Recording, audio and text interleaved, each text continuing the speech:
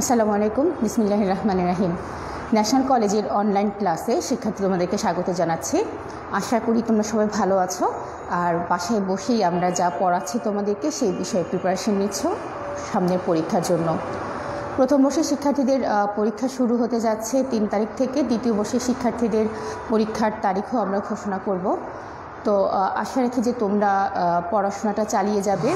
তোমাদের প্রথম 4টা অধ্যায়ের উপর পরীক্ষা হয়েছিল, এর মধ্যে কিন্তু আমরা আরও 4টি অধ্যায় প্রায় শেষ করে ফেলছি।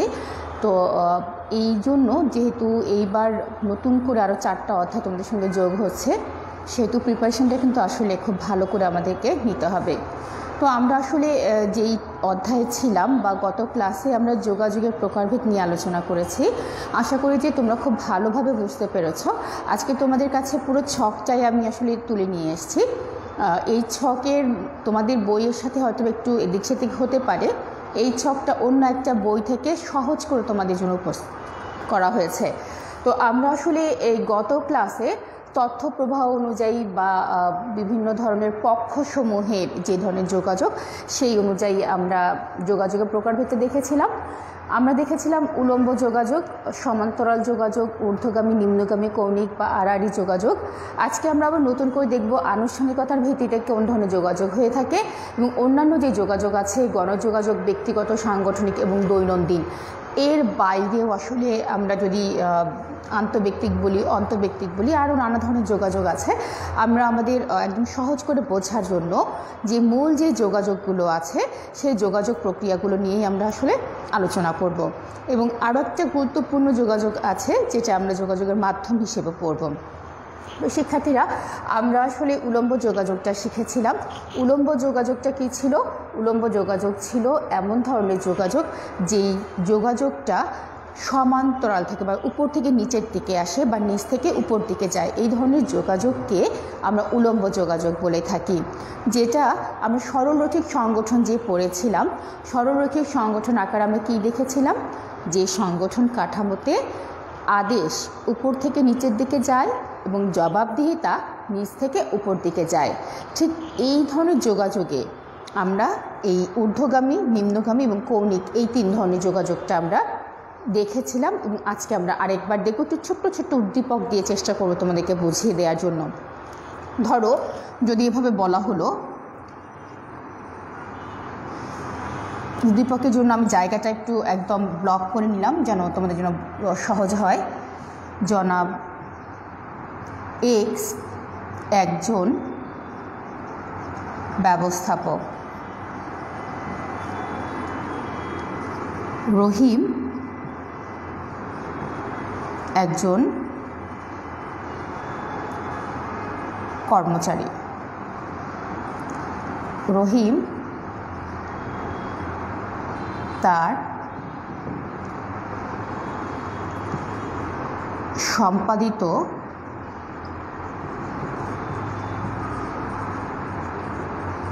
কাজের বিবরণ জনাব এক্স এর কাছে জমা দিল। প্রশ্ন হচ্ছে, এখানে কোন ধরনের যোগাযোগ হয়েছে?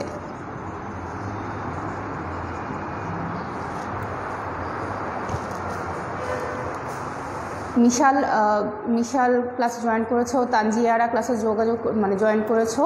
মিশাল, তুমি কি উত্তরটা করতে পারবে? জনাব এক্স একজন ব্যবস্থাপক, রহিম একজন কর্মচারী। রহিম তার সম্পাদিত কাজের বিবরণ জনাব এক্স এর কাছে জমা দিল। এখানে কোন ধরনের যোগাযোগ হয়েছে? মিশাল উত্তর দিতে পারবে? একটু চিন্তা করো তো, আমি একটু সময় দিচ্ছি তোমাকে।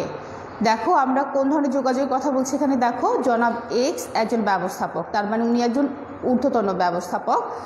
রফিক একজন কর্মচারী যিনি নিম্ন পর্যায়ে কাজ করেন, বা রহিম একজন ব্যবস্থাপক। রহিম তার সম্পাদিত কাজের বিবরণ কী করলেন? জনাব এক্স এর কাছে জমা দিল। তাহলে এখানে কোন ধরনের যোগাযোগ হয়েছে? তাহলে আমরা উত্তরটা কি লিখব বলো তো? উত্তরটা কিন্তু একদম সহজ। এটা কি হবে বলো তো? এটা হবে ঊর্ধ্বগামী যোগাযোগ। উত্তরটা কি? উত্তরটা হচ্ছে ঊর্ধ্বগামী যোগাযোগ। কেন ঊর্ধ্বগামী যোগাযোগ বলো দেখি? এর কারণ হচ্ছে আমরা যদি একটু যোগাযোগ মানে আমাদের যে সংগঠন কাঠামো সেখানে দেখি, সেখানে আমরা দেখছি যে এখানে বস যিনি বা ওখানে ব্যবস্থাপক, তারপরের অবস্থান হচ্ছে কর্মচারী। তাহলে যেহেতু তিনি কাজটা জমা দিয়েছেন, তাহলে বিষয়টা এইভাবে ঘটেছে, নিচ থেকে উপর দিকে গিয়েছে। দেখতে পাচ্ছ কি তোমরা? দেখা যাচ্ছে বোর্ড। তাহলে এখানে কি হচ্ছে? ব্যবস্থাপক, কর্মচারী। তাহলে এখানে হচ্ছে ঊর্ধ্বগামী। এই তো বিশাল সুন্দর উত্তর দিয়েছ, স্টাফ, বস। এবং স্টাফ এবং বসের কারণেই কিন্তু এটা কি হয়ে গিয়েছে? এটা ঊর্ধ্বগামী যোগাযোগ হয়েছে। আচ্ছা, এরপরে আসো আমরা যদি ঠিক এইভাবে, এই একই উদাহরণ দিয়ে যদি আমরা এইভাবে রাখি, আমরা যদি এইভাবে বলি, জনাব এক্স একজন ব্যবস্থাপক, রহিম একজন কর্মচারী। জনাব এক্স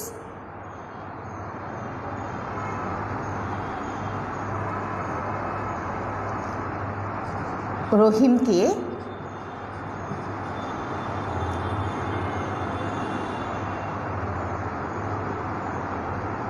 একটি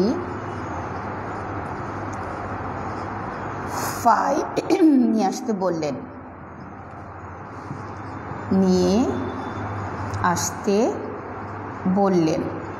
তাহলে এখানে কোন ধরনের যোগাযোগ হয়েছে এবার বলো দেখি? এখানে কোন ধরনের যোগাযোগ হবে? এখানে হবে নিম্নগামী যোগাযোগ। এখানে কি হবে? নিম্নগামী যোগাযোগ হবে। তাহলে কারণ হচ্ছে এখানে এসে আবার সংগঠন কাঠামোটা এই রকম আকার ধারণ করবে। তাহলে দেখো আমরা কি বলেছি যে জনাব এক্স একজন কি হচ্ছে? তিনি একজন ব্যবস্থাপক। এবং তানজিয়ারাও সুন্দর উত্তর দিয়েছে, স্টাফ থেকে বসের দিকে যাচ্ছে, এই জন্য আমরা এটাকে কী বলছি? এটাকে আমরা নিম্নগামী যোগাযোগ বলতে পারছি। এবং এখানে কি হয়েছে? যেহেতু ব্যবস্থাপক কর্মচারীকে আদেশ করছে, সেহেতু এটা কোন ধরনের যোগাযোগ সাধিত হয়েছে? নিম্নগামী যোগাযোগ সাধিত হয়েছে। তার মানে আমাদের এখানে ঊর্ধ্বগামী এবং নিম্নগামী এই দুটো নিয়ে যদি কখনো কোনো উদ্দীপক আসে, আমরা এটা নির্ভুলভাবে উত্তর করতে পারবো। তারপরে চলো আমরা এখন একটু কৌণিক যোগাযোগটা দেখে নিই। কৌণিক যোগাযোগটা কি হতে পারে? একটু উদাহরণ দিলে তোমাদের কাছে বোঝাটা একদম সহজ হয়ে যাবে। আচ্ছা, এখন দেখো, জনাব রহিম একজন বিক্রয় ব্যবস্থাপক।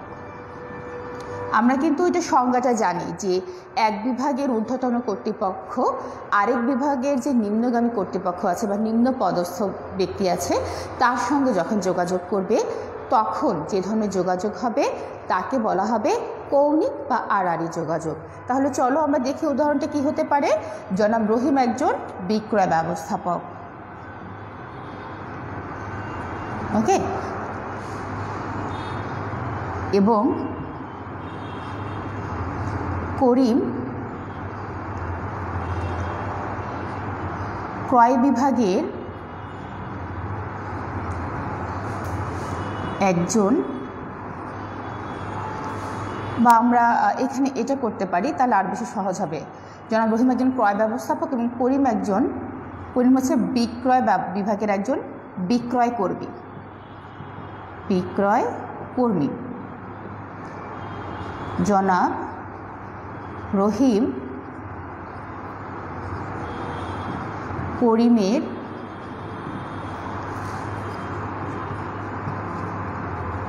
দায়িত্ব পালন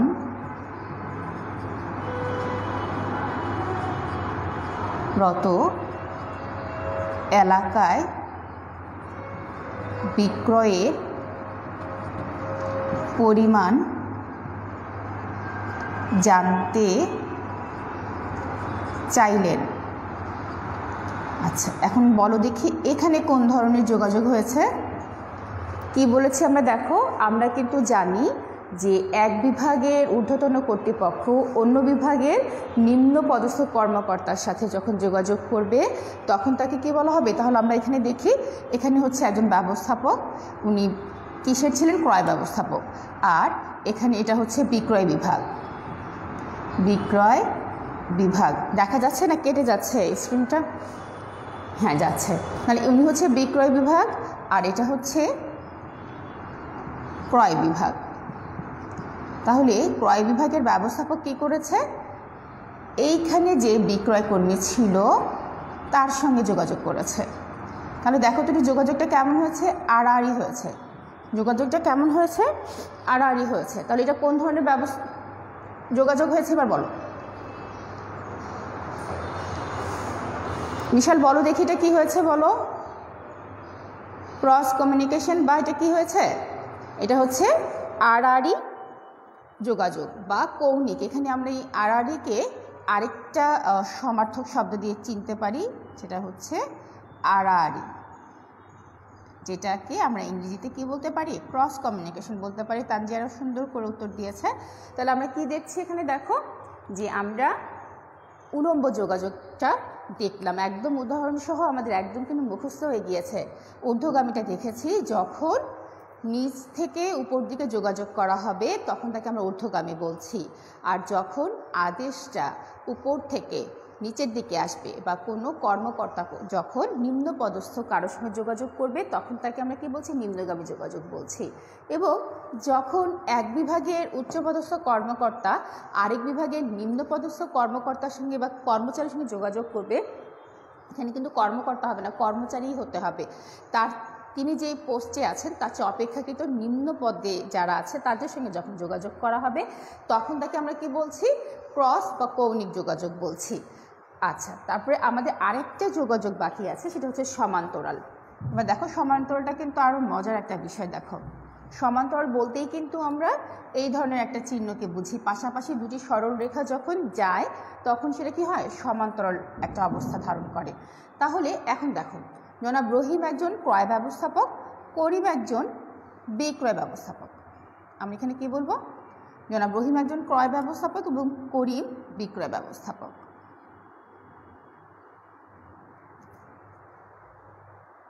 তারপরে আমরা কি বলতে পারি?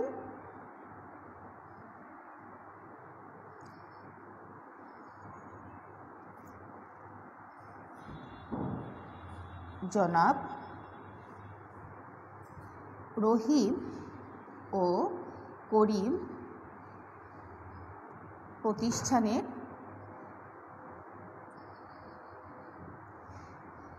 ক্রয় ও বিক্রয়ের বিষয়টি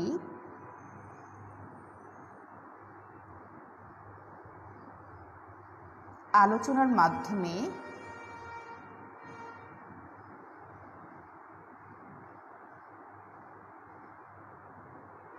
ঠিক করে নিলেন।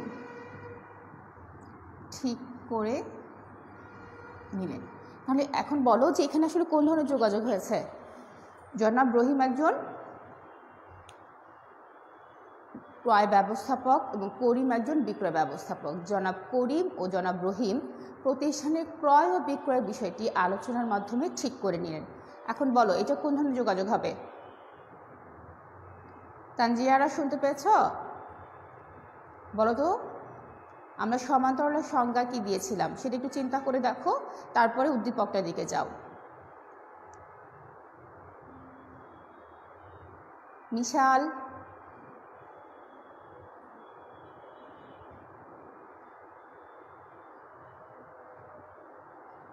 বুঝতে পেরেছো না বুঝতে পারো না? মিস উত্তর দিয়ে দিব।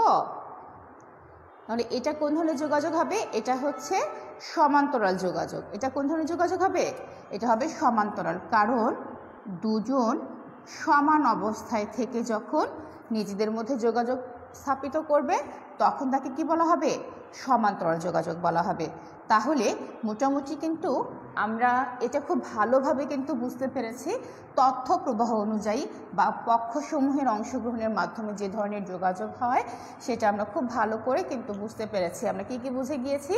একদম উদ্দীপক সহ আমরা ঊর্ধ্বগামী, নিম্নগামী, কৌণিক এবং সমান্তরাল বুঝেছি এবং উলম্বের মধ্যেই কিন্তু এগুলো চলে এসেছে।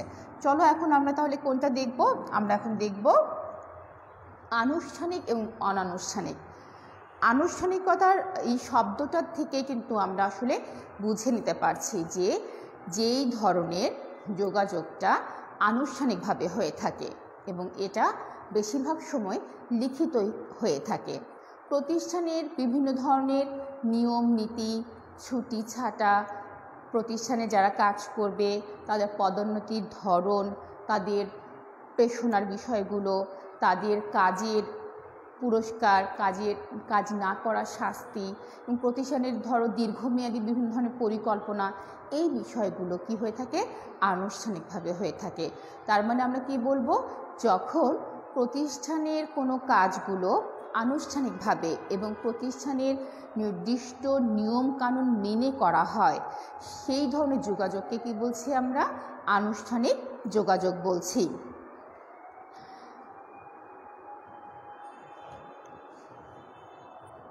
সমান্তরাল, তানজিয়া আক্তার এবং মিশাল দুজনে উত্তর দিয়েছে যে সমান্তরাল যোগাযোগ হবে। এখন আমরা কি আলোচনা করছি? আমরা আলোচনা করছি আনুষ্ঠানিক যোগাযোগ। আচ্ছা, তাহলে এখন দেখো আনুষ্ঠানিক যোগাযোগের আমরা একটা উদ্দীপকে যাই।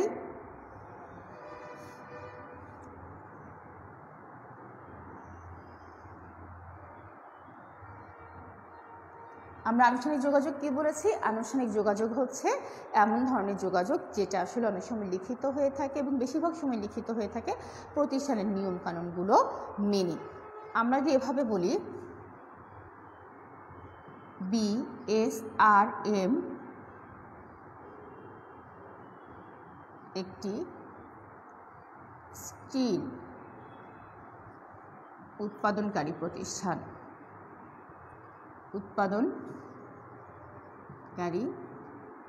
প্রতিষ্ঠান, তারা সারা দেশে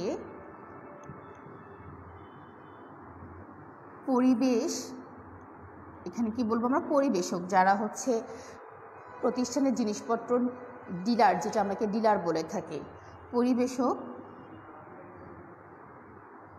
নিয়োগের জন্য পত্রিকায়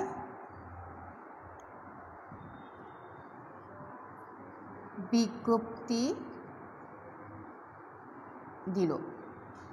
এটা দুই ধরনের যোগাযোগে আমরা দেখতে পাবো। আমরা এটা কিন্তু গণযোগাযোগ সেখানেও দেখতে পাবো, আবার এই যে প্রতিষ্ঠান আনুষ্ঠানিকভাবে যে ধরনের নিয়োগ দিয়েছে বা প্রতিষ্ঠান তারা পত্রিকার মাধ্যমে তারা একটা লিখিতভাবে তারা একটা নির্দিষ্ট নিয়ম কানুন মেনে এই যে পরিবেশকরা নিয়োগ করেছে বা নিয়োগ দিবে, এখানে অবশ্যই তাদেরকে বেশ কিছু শর্ত মানতে হবে।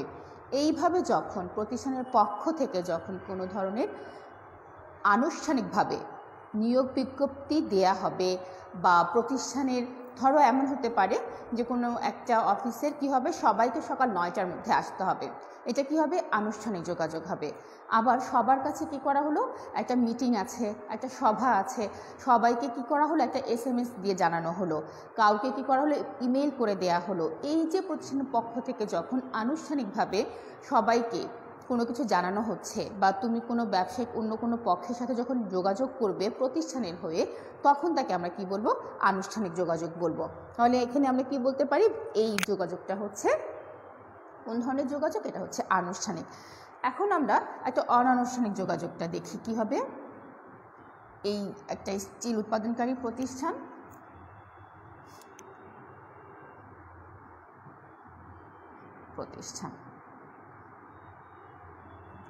প্রতিষ্ঠানের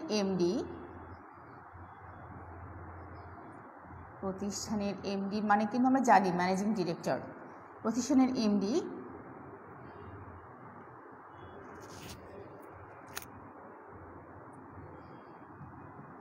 করোনায় আক্রান্ত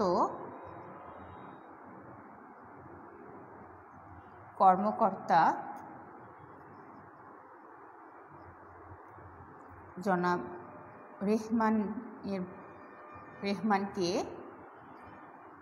হাসপাতালে দেখতে গেলেন।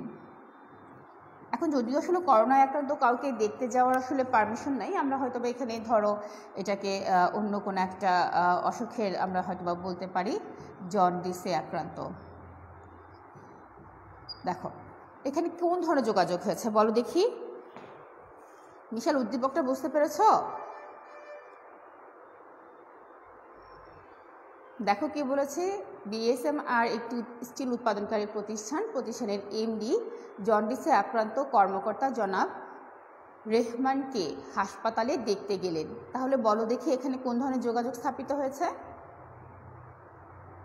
এখানে হচ্ছে অনানুষ্ঠানিক, কারণ হচ্ছে প্রাতিষ্ঠানিক কোনো নিয়ম কিন্তু নাই বা নিয়মের মধ্যে কিন্তু এই বিষয়টা পড়ে না। তিনি তার ব্যক্তিগতভাবে একজন অফিসের কর্মী অসুস্থ হয়ে যাওয়াতে তিনি দেখতে গেলেন। তাহলে আমরা কি বলতে পারি বলো দেখি, আনুষ্ঠানিকতার বাইরে যে ধরনের যোগাযোগ স্থাপিত হয় তাকে আমরা কি বলতে পারি, অনানুষ্ঠানিক যোগাযোগ। এবং এই যোগাযোগগুলো অনেকখানি কি হচ্ছে ব্যক্তিগত দুঃখ কষ্ট ভাগাভাগি করে নিয়ে, আবার এমন হতে পারে প্রতিষ্ঠানের কোনো একজন বস যারা আছে তাদের কাছে নিজের একটা অভাবের কথা জানানো, একটা প্রয়োজনের কথা জানানো, এই বিষয়গুলোকে আমরা কি বলছি, অনানুষ্ঠানিক যোগাযোগ বলছি। আচ্ছা, এরপরে আসো আমরা অন্যান্য যোগাযোগের মধ্যে চলে যাই। আমাদের কিন্তু এটাও শেষ এটাও শেষ। এখন আমরা কি আলোচনা করব, এখন আমরা কি গণযোগাযোগ আলোচনা করব। গণ বলতে কিন্তু আমরা কি বুঝতে পারছি, মাস, ঠিক আছে, মাস পিপলের জন্য আসলে যে ধরনের যোগাযোগটা করা হয়। আমরা কিন্তু এই যে দেখো এখন করোনার যে সংবাদগুলো প্রতিদিনই কিন্তু বিশ্বে কতজন মারা যাচ্ছে, কোন দেশে কতজন মারা যাচ্ছে, আমাদের দেশে কতজন আক্রান্ত হয়েছে, কতজন সুস্থ হয়েছে, কতজন নতুন করে আক্রান্ত হয়েছে, এই যে এই বিষয়গুলো আমরা কিভাবে পাচ্ছি, ফেসবুকের মাধ্যমে পাচ্ছি, রেডিও টেলিভিশনের মাধ্যমে পাচ্ছি। যখন একই সময়ে অল্প খরচে এবং অল্প সময়ের মধ্যে যখন আমরা কোনো বৃহৎ জনগোষ্ঠীর কাছে কোনো তথ্য জানাতে চাই, তখন তাকে কি বলছি, গণযোগাযোগ বলছি। আবার এমন হতে পারে যে আমি একটা উৎপাদনকারী প্রতিষ্ঠান, আমাদের বাজারে চলমান যে পণ্যগুলো আছে তার পাশাপাশি আমরা আরও একটা নতুন পণ্যের কী করেছি, আবির্ভাব করেছি। এখন ধরো কোনো একটা প্রতিষ্ঠান যদি এমনভাবে যারা ওষুধ কোম্পানিগুলো আছে তারা তাদের যে রেগুলার বেসিসে যে ওষুধগুলো আছে তার পাশাপাশি তারা কী করলো, নতুন করে ক্যান্সারে যেই আক্রান্ত হচ্ছে বা ক্যান্সার রোগীদের জন্য তারা নতুন একটা ইনজেকশন বা ভ্যাকসিন আবিষ্কার করলো। এই তথ্যটা জানানোর জন্য কিন্তু তাদের সবচেয়ে বেশি সহযোগিতা করবে পত্রিকা, রেডিও, টেলিভিশন, যেখানে একই সময় কিন্তু অনেক, পৃথিবীতে যদি 7 কোটি 7.5 কোটির মানে 750 কোটির উপর যদি মানুষ থেকে থাকে, তারা কিন্তু তার মধ্যে দেখা যাবে যে মিনিমাম আমরা কি করতে পারবো, প্রায় 150 কোটি মানুষের কাছে এই তথ্যটা কিন্তু জানাতে পারবো। তার মানে আমরা এভাবে কি বলতে পারি, যখন সাধারণ মানুষের জন্য বা অনেক মানুষকে যখন আমরা কোনো তথ্য একসঙ্গে জানাতে চাই, তখন যে ধরনের যোগাযোগ সংঘটিত হয় তাকে আমরা কি বলছি, গণযোগাযোগ বলছি। এবার আসলে আমরা কি দেখছি, ব্যক্তিগত যোগাযোগ। ব্যক্তিগত যোগাযোগ বা পার্সোনালি যখন আমার নিজের কোনো কথা, নিজের কোনো তথ্য, নিজের কোনো সংবাদ যখন আমি অন্য কোনো পক্ষকে জানাবো, তখন তাকে কি বলা হবে, তখন তাকে বলা হবে ব্যক্তিগত যোগাযোগ। এটা একান্তই ব্যক্তির উপর ডিপেন্ড করবে এবং এই ধরনের যোগাযোগটা ডিপেন্ড করে একক ব্যক্তির উপর, যে এই ব্যক্তি আসলে যোগাযোগ করতে চাইছে কি চাইছে না, এটা আসলে তার ব্যক্তিগত একটা ইচ্ছে। এরপরে আসো সাংগঠনিক যোগাযোগ। দেখো সাংগঠনিক যোগাযোগ কিন্তু খুব গুরুত্বপূর্ণ একটা বিষয়। এই সাংগঠনিক যোগাযোগের উপরেই আসলে প্রতিষ্ঠানে কী হয়, সাফল্য কিংবা ব্যর্থতা নির্ভর করে। আমি যদি আমার পরিকল্পনা ঠিকভাবে না জানাতে পারি, আমার কতজন লোক লাগবে, কী কী জিনিসপত্র লাগবে, এগুলো যদি আমাকে কর্মী সংস্থান থেকে যদি আমাকে যারা মানব সম্পদ নিয়ে কাজ করে তারা যদি না জানায়, সংগঠন যারা সংগঠিতকরণ করে তারা যদি আমাকে ঠিকভাবে উপায় উপকরণের পরিমাণটা না জানিয়ে দেয়, আবার ধরো আমি প্ল্যান করেছি ঠিক আমি উপায় উপকরণও পেয়েছি ঠিক, আবার মানব সম্পদও আমি ঠিক মতন কী করেছি, নিয়োগ দিয়েছি। কিন্তু আমি নির্দেশনা দিলাম না, কিভাবে কাজ করতে হবে তা বলে দিলাম না। আবার কিভাবে কাজ করতে হবে তা বলেছি, কতদিনের মধ্যে কাজ করতে হবে তা বললাম না। আবার এই কাজটা আমাকে কবে শিপমেন্টে পাঠাতে হবে এটাও জানালাম না। এই যে দেখো, প্রত্যেকটা জায়গায় কিন্তু সাংগঠনিক ক্ষেত্রে কিন্তু আমরা যোগাযোগটা কিন্তু দেখতে পাচ্ছি। এবং তার মানে আমরা কী বলতে পারবো, প্রতিষ্ঠানের মধ্যে বা সাংগঠনিক কাঠামো অনুযায়ী, সংগঠনের নিয়ম নীতি অনুযায়ী যখন কোনো ধরনের নিয়ম কানুন এবং পরিকল্পনার বাস্তবায়ন সংক্রান্ত বিভিন্ন ধরনের যোগাযোগ সম্পাদিত হবে, তখন আমরা তাকে কি বলবো, সাংগঠনিক যোগাযোগ বলবো। এবার আসলে দৈনন্দিন। দৈনন্দিন মানে হচ্ছে ডেইলি বেসিসে আমরা যে ধরনের যোগাযোগটা করি। আমরা যারা অফিসে কাজ করি তাদের শুরুতেই এসে কী করতে হয়, হাজিরা খাতায় স্বাক্ষর করতে হয়। আবার তোমরা যারা ক্লাস করো তাদের আমরা কি করে থাকি, শুরুতেই রোল কল করে থাকি, বা যারা কখন এসছো সেটা সে ধরনের একটা টাইম বাইন্ডিংস কিন্তু আমরা পেয়ে যাই। এই যে দৈনন্দিনটা মানে হচ্ছে প্রতিদিনের জন্য যে ধরনের যোগাযোগ, সেটা হচ্ছে দৈনন্দিন। এটা হতে পারে প্রতিদিন এসে অফিসের যারা আছে তাদের সঙ্গে কুশল বিনিময়, হতে পারে তাদের হাজিরা, হতে পারে কে কোন দিন অফিসে আসেনি বা কতক্ষণ দেরি করে এসছে, আজকে কার কী কাজ, এই বিষয়গুলো জানিয়ে দেয়া। তার মানে আমরা কী বলছি, দৈনন্দিনভাবে যেই ধরনের যোগাযোগগুলো হয়ে থাকে তাকে আমরা দৈনন্দিন যোগাযোগ বলি। তাহলে মোটামুটি কিন্তু আমাদের এই যোগাযোগের প্রকারভেদটা পড়া হয়ে গিয়েছে। এরপর আমাদের আরেকটা যোগাযোগের আছে, সেটা হচ্ছে মাধ্যম অনুযায়ী যোগাযোগ।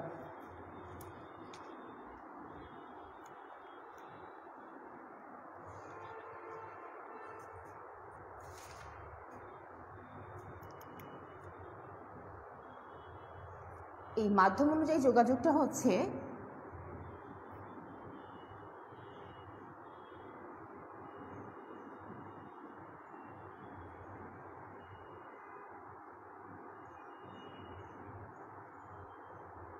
একটা যোগাযোগ হচ্ছে শাব্দিক যোগাযোগ,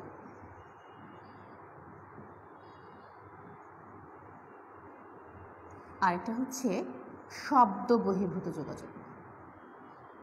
খুব মজার একটা বিষয় কিন্তু এটা, দেখো, শব্দ বহির্ভূত যোগাযোগ। শাব্দিক যোগাযোগকে আমরা আবার দুটো ভাগে ভাগ করতে পারি, একটা হচ্ছে লিখিত, আরেকটা হচ্ছে মৌখিক। দেখো, তার মানে আমরা কিন্তু এতক্ষণ অনেকগুলো যোগাযোগের ধরন দেখছি, এখন আবার যোগাযোগের মাধ্যমটা কিন্তু দেখে নিচ্ছি।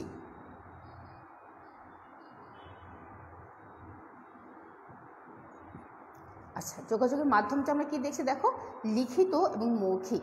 এখানে আমরা আবার দেখছি শব্দ বহির্ভূত যোগাযোগ। এই শব্দ বহির্ভূত যোগাযোগ দেখো কি কি হতে পারে, অঙ্গভঙ্গি, স্পর্শ,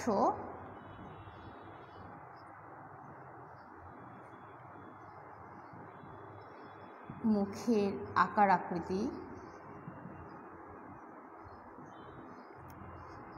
ইশারা,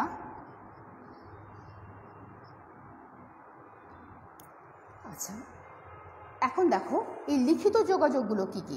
যখন আমরা কোনো যোগাযোগ লিখিতভাবে করে থাকি, এগুলো খুব সহজ বোঝার, যে আমরা যখন এভাবে বলবো যে কাউকে নিয়োগ বিজ্ঞপ্তি দিলাম, নিয়োগপত্র দিলাম, কাউকে আমরা যোগদান করতে বললাম, প্রতিষ্ঠানের বিভিন্ন মিটিংয়ের বিষয়গুলো যখন আমরা লিখে কারো কাছে প্রকাশ করলাম, কাউকে আবার লিখিতভাবে প্রতিষ্ঠানের সার্বিক অবস্থা সম্পর্কে জানাতে বললাম, এই যে বিষয়গুলো হয়েছে, এই বিষয়গুলোকে আমরা কি বলতে পারি, লিখিত যোগাযোগ বলতে পারি। আর মৌখিক মানে যেখানে আমরা মুখে ব্যবহার করি, আপনি কেমন আছেন, উত্তর দিচ্ছে ভালো আছি, এই যে এইভাবে প্রতিষ্ঠানের কী অবস্থা, যে হ্যাঁ স্যার সব কিছু খুব ভালো চলছে, খুব সুন্দরভাবে চলছে, এইভাবে যখন কোনো যোগাযোগ হবে তখন তাকে আমরা কী বলছি, মৌখিক যোগাযোগ। এবার দেখো, অঙ্গভঙ্গির মাধ্যমে আমরা আসলে কীভাবে যোগাযোগ করি, যে বিভিন্ন ধরনের আমরা কি, যখন আমরা ক্লাউনকে দেখি, সেই ক্লাউনটা কী করছে, আমাদেরকে হাসানোর জন্য নানা ধরনের কাজ করছে। আবার যখন শ্রমিকদের বা স্টাফদেরকে যখন কোনো একটা কাজ করতে বলা হচ্ছে, সে যখন কাজ করে নাই, সেরকম মাথা নিচু করে হয়তো বা কাচুমুচু হয়ে দাঁড়িয়ে আছে যে আমি সরি, আমি আসলে কিছু করতে পারি নাই, বা শরীরের একটা হয়তো বা আমরা যখন মা বাবা আমাদেরকে বকাঝকা করছে, আমরা তো খুব রাগ দেখিয়ে চোখ গরম করে হয়তো বা আমরা মুখ থেকে রুম থেকে বেরিয়ে গেলাম। এই যে বিষয়গুলো, এগুলো হচ্ছে কি অঙ্গভঙ্গির মাধ্যমে। স্পর্শ মানে হচ্ছে যখন আমরা কাউকে টাচ করে, হয়তো তোমার খুব মন খারাপ, তোমার মা এসে যখন তোমাকে একটু জড়িয়ে ধরছেন, আদর করছেন, বা তোমাকে যখন তোমার বন্ধু তোমার খুব কাছে এসে বসে যখন তোমার কাছে শুনতে চাইছে যে তোমার কি হয়েছে, এই ধরনের যোগাযোগ যখন হচ্ছে তখন তাকে এই ধরনের স্পর্শ বা শব্দ বহির্ভূত যোগাযোগ বলতে পারি। মুখের আকার আকৃতি বা আকার ইঙ্গিত হবে এটা হচ্ছে ইঙ্গিত, যে আমরা আসলে মানে বোঝাতে চেষ্টা করি আমাদের চোখ মুখটা, যখন আমাদের মনটা যখন খারাপ হয়, যখন আমরা খুব উচ্চস্বরে হাসি, তখন আমাদের কিন্তু বোঝা যায় যে আমরা আসলে কোন অবস্থায় আছি। এটাও এক ধরনের যোগাযোগের মাধ্যম। তারপর ইশারা হচ্ছে যে কাছে আসে, এভাবে বলছি আমরা, কাছে এসো, আমরা আবার কাউকে মানে এভাবে কী করছি, টাটা দিচ্ছি বা আল্লাহ হাফেজ বলছি, কাউকে আবার বলছি যে অনেক দূরে এসে গেছে। এই যে এইভাবে নানা ধরনের আমাদের ইশারা ইঙ্গিত দিয়ে যখন আমরা কোনো ধরনের যোগাযোগ করে থাকি, তখন আমরা তাকে কী বলবো, শব্দ বহির্ভূত যোগাযোগ বলবো। এবং তোমাদের যে বই আছে সেই বইতে কিন্তু আরও অনেকগুলো চক্ষু যোগাযোগ আছে, নীরবতা আছে, পোশাক আছে, স্বরতন্ত্রের ভাষা আছে, দৃশ্যমান যোগাযোগ আছে। এবং অবয়ব এবং পোশাকটা কিন্তু আমরা এটা দেখো, আমরা যখন রাস্তায় যখন কোনো পুলিশ দেখি, তখন খুব সহজে আমরা কি বলতে পারি, উনি একজন পুলিশ, বা ওনার যে পোশাক আছে সেটা কিন্তু আমাদেরকে এই ধারণাটা দিচ্ছে। তাহলে এটা হচ্ছে কি এক ধরনের যোগাযোগ ব্যবস্থা। আবার যখন আমরা হয়তো বা কোনো সিকিউরিটি গার্ড দেখছি বা কোনো স্টুডেন্ট দেখছি, তাদের গায়ে যখন স্কুলের যখন পোশাক থাকছে বা কলেজের পোশাক থাকছে বা ইউনিভার্সিটির লোগো যখন থাকছে, আইডি কার্ড যখন থাকছে, তখন আমরা তাকে খুব সহজে কিন্তু ফাইন্ড আউট করতে পারি। এটাও এক ধরনের যোগাযোগ। তার মানে মোটামুটি কিন্তু আমরা যোগাযোগের যে প্রকারভেদটা ইনশাআল্লাহ খুব ভালোভাবে শেষ করেছি। আগামী দিন আমরা লিখিত এবং মৌখিক কোন কোনভাবে যোগাযোগটা হয় সেটা দেখব, এবং যোগাযোগের যে প্রতিবন্ধকতা আছে, ইমেইলের মাধ্যমে, অনলাইন বা তথ্য যোগাযোগ প্রযুক্তির মাধ্যমে যে যোগাযোগটা ব্যবহার করছি আমরা কিভাবে, সেটা আমরা আলোচনা করব ইনশাআল্লাহ। তো সেই পর্যন্ত সবাই ভালো থেকো। আসসালামু আলাইকুম।